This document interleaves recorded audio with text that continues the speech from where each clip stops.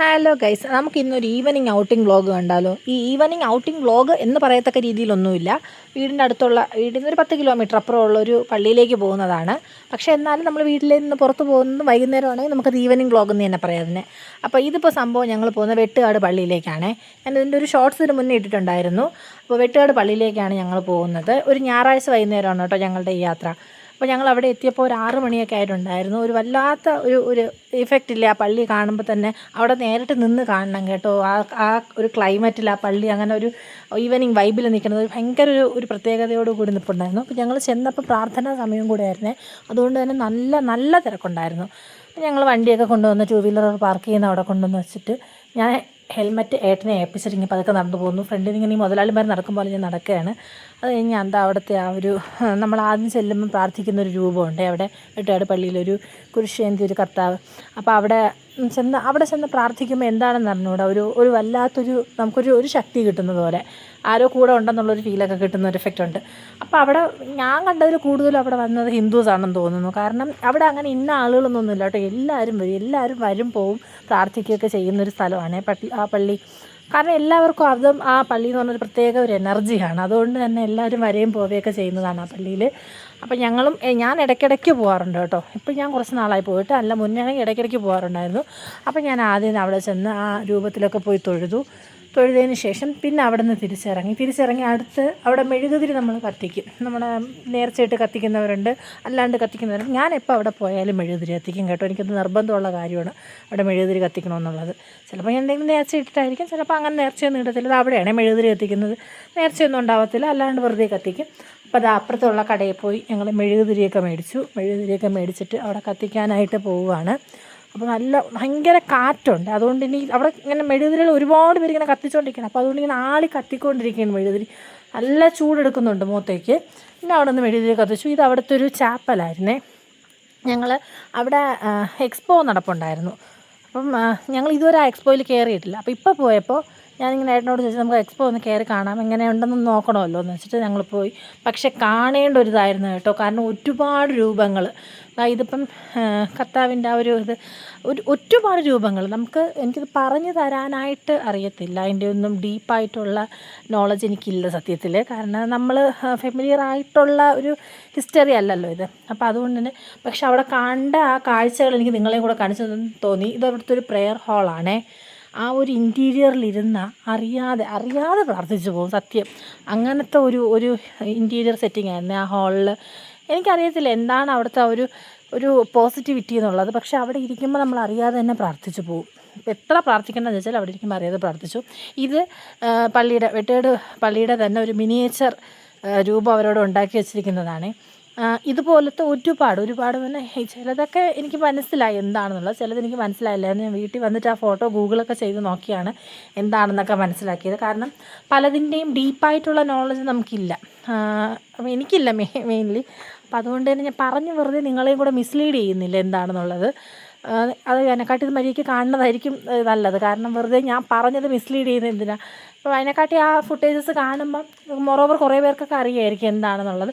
ചില കാര്യങ്ങളൊക്കെ നമുക്ക് കാണുമ്പോൾ മനസ്സിലാക്കാൻ പറ്റിയിട്ടുണ്ട്. തിരുഹൃദയവും പിന്നെ ഈ കാനായിലെ വെള്ളം വീഞ്ഞാക്കിയ കർത്താവിൻ്റെ രൂപവും പിന്നെ വെട്ടുകാട് പള്ളിയിൽ തന്നെ ഇപ്പം ഞാൻ കാണിച്ചെന്നില്ല ഒരു മിനിയേച്ചർ രൂപങ്ങൾ, അതൊക്കെ നമുക്ക് കാണുമ്പോൾ തന്നെ മനസ്സിലാവുന്നുണ്ട്. പക്ഷെ അല്ലാണ്ട് പല കാര്യങ്ങളും നമുക്ക് പെട്ടെന്ന് കണ്ട ഉടൻ ക്യാച്ച് ചെയ്യാനായിട്ട് പറ്റില്ല. പിന്നെ ഇതുപോലെ മാതാവിൻ്റെ രൂപങ്ങളുണ്ട്, പല രൂപങ്ങളിലുള്ള ഇതുണ്ട്.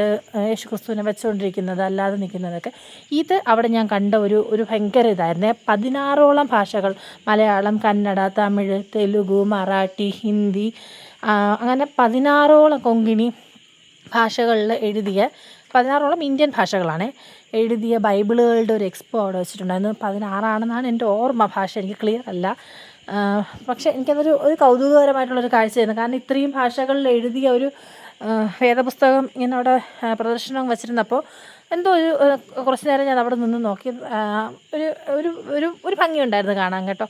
അപ്പോൾ അതവിടെ നിന്ന് അത് കണ്ടു. അതായത് മാതാവിൻ്റെ മറ്റൊരു രൂപമുണ്ട്, പല രൂപങ്ങൾ വെച്ചിട്ടുണ്ട് അവിടെ, പല തരത്തിലുള്ളത്. പല കഥകളുടെ ഇതിലാവാം, അതായത് പല ചരിത്രങ്ങളുടെ ഇതിലാവാം, എനിക്കറിയത്തില്ല.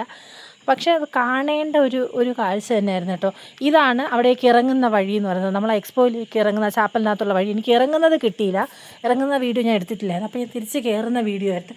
കരിങ്കല്ലിൻ്റെ സ്ട്രക്ചറാണ്, കരിങ്കല്ലാണോ എന്ന് എനിക്കറിയില്ല, നല്ല ഉറപ്പുള്ളൊരു സർഫസ് ആയിരുന്നേ. പക്ഷേ ഭയങ്കര ഷൈനിങ് ആയിരുന്നു. ഭയങ്കര ഷൈനിങ് എന്ന് പറഞ്ഞാൽ നമ്മൾ ഈ തിളക്കമുള്ളൊരു വസ്തു ഇരിക്കുന്നത് അതുപോലെ ആ സ്ട്രക്ചർ ഇരുന്നത് കാണാനായിട്ട്. പക്ഷെ നല്ല കട്ടിയോടുകൂടി കരിങ്കല്ല് പോലെ തന്നെ ഇരിക്കുന്നത്. പിന്നെ അവിടെ നിന്ന് കഴിഞ്ഞിറങ്ങി ഞങ്ങൾ പള്ളിയിലേക്ക് കയറിയേ.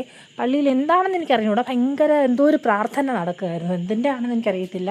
നോർമലി ഞങ്ങൾ പോകുമ്പോൾ അങ്ങനെ ഭയങ്കര പ്രാർത്ഥനകളൊന്നും കാണാറില്ല, കുറച്ച് കാമാൻ കോയിട്ടായിട്ടായിരിക്കും ഇരിക്കുന്നത്. പക്ഷേ ഇതിപ്പോൾ നിങ്ങൾക്ക് കാണുമ്പോൾ തന്നെ അറിയാം, ഒരുപാട് ആളുകൾ പള്ളിക്കൊക്കെ തിരുപ്പുണ്ട്. അവിടെ പ്രാർത്ഥന നടക്കുകയാണ്. അച്ഛന്മാരും ഒക്കെ ഒരുപാട് പേരുണ്ടായിരുന്നേ. അപ്പം അവിടെ പ്രാർത്ഥനയൊക്കെ നടക്കുകയായിരുന്നു. അപ്പോൾ ഞങ്ങൾ കുറച്ച് നേരം അവിടെ ഇരുന്നിട്ട് പിന്നെ അവിടെ നിന്ന് ബീച്ചിലേക്ക് ഇറങ്ങി. എൻ്റെ തൊട്ട് ഫ്രണ്ടിലാണല്ലോ ബീച്ച്, പള്ളിയുടെ ഫ്രണ്ടിലാണ് ബീച്ച്. സത്യത്തിൽ നമ്മൾ കയറുന്നത് സൈഡ് വഴിയാണ് പള്ളിക്കകത്തേക്ക്. പള്ളിയുടെ നേരെ ഫ്രണ്ട് എന്ന് പറയുന്നത് ബീച്ചാണ്. ബീച്ചിൻ്റെ അവിടെ ഫോക്കസ് ചെയ്താണ് പള്ളി ഇരിക്കുന്നത്. അപ്പോൾ അവിടെ ചെന്ന് ഞങ്ങൾ താഴെ ബീച്ചിലേക്ക് ഇറങ്ങി. നല്ല തിരക്കുണ്ടായിരുന്നു, കാരണം പള്ളിയിൽ വരുന്നവർ മസ്റ്റായിട്ടും ബീച്ചിലും പോകും നിർബന്ധമായിട്ടും. അപ്പോൾ നല്ല തിരക്കുണ്ടായിരുന്നു. രണ്ട് സൈഡിലും ഈ കച്ചവടക്കാരൊക്കെ ഉണ്ടല്ലോ, ഈ നമ്മൾ ബീച്ചിൽ പോകുമ്പോൾ നോർമലി കാണുന്ന കച്ചവടക്കാരുണ്ടല്ലോ, കപ്പലണ്ടി, ഐസ്ക്രീം, വട, പിന്നെ മീൻ വിൽക്കുന്നവരില്ലേ അവർ, പിന്നെ ഇങ്ങനത്തെ പാത്രങ്ങൾ, കമ്മലുകൾ, ആ ടൈപ്പ് സാധനങ്ങളൊക്കെ വിൽക്കുന്നവർ, അങ്ങനെ ഒരുപാട് കടകളും ഇതൊക്കെ ആയിട്ട് അവിടെ അതിൻ്റെ തിരക്കും റഷും, നല്ല റഷെന്ന് പറഞ്ഞാൽ ഒന്നാം സമയം 7 മണിയോളം ആയിട്ടുണ്ടായിരുന്നു. അപ്പോൾ ആ ഒരു ഇരുട്ടും റഷും ഒക്കെ കൂടെ ആയിരുന്നു. പിന്നെ ഞങ്ങൾ അവിടെ നിന്ന് കുറച്ച് നേരം ബീച്ചിലൊക്കെ നിന്ന് കാറ്റൊക്കെ കൊണ്ടിട്ട് പതുക്കെ, ഇതിപ്പോൾ പള്ളിയുടെ ആ ഒരു ഫുൾ വ്യൂ ആണേ, ഞങ്ങൾ ബീച്ചിൽ നിന്ന് നടന്ന് തിരിച്ച് കയറി വരുമ്പോഴുള്ള വ്യൂ.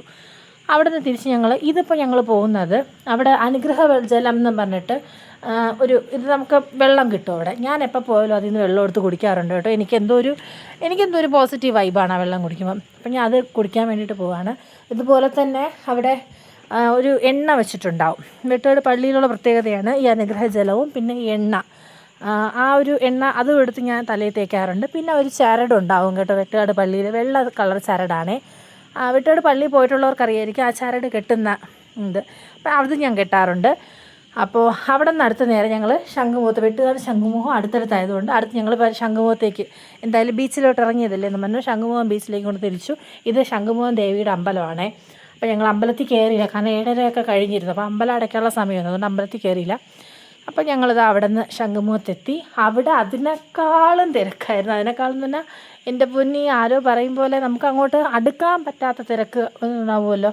ഇത് അവിടെ വണ്ടി ഒതുക്കിയിട്ട് ഞങ്ങൾ നടക്കുന്നതാണ്. അവിടെ തന്നെ ഒരു ലോഡ് ആളുകളുണ്ട്, അങ്ങോട്ടും ഇങ്ങോട്ടും സ്കാറ്ററിങ് ചെയ്ത് നടക്കുന്നത്. അപ്പോൾ നല്ല തിരക്കായിരുന്നു. ഇത് മസ്റ്റ് ട്രൈ. പിന്നെ ഞാൻ മെയിൻലി പോണത് തിന്നാനായിരിക്കും. എനിക്ക് ഹെവി സാധനങ്ങളൊന്നും വേണ്ട, ഇങ്ങനത്തെ ഈ അൽക്കുലത്ത് സാധനങ്ങളൊക്കെ ഉണ്ടല്ലോ, ഇതൊക്കെ വാരിപ്പറക്കി തിന്നാനായിരിക്കും ഞാൻ പോണത്. അപ്പോൾ ആദ്യം ശംഖുമുഖത്ത് ചെന്ന എൻ്റെ പണിയാണ് ഇവരുടെ ഇത് മറ്റേ നമ്മുടെ പാനിപ്പൂരി, മസാലപ്പൂരി, ബേൽപൂരി എന്നൊക്കെ പറയുമല്ലോ, ആ സാധനങ്ങളുടെ കടയാണ്. ഞാൻ പാനിപ്പൂരിയുടെ ആളല്ലായിരുന്നേ. ഞാൻ മുന്നേ പാനിപ്പൂരി കഴിക്കുകയില്ലായിരുന്നു. ഒരു ഏട്ടൻ്റെ കൂടെ പോയപ്പോൾ ഏട്ടൻ വാങ്ങിച്ചു തന്നു. അത് ഏട്ടൻ എന്നെ തലവേദനയായി. ഇപ്പോൾ എപ്പോൾ പോയാലും ഞാൻ പാനിപ്പൂരി വാങ്ങിച്ച് വിഴുങ്ങിയിട്ടേ പോകാറുള്ളൂ.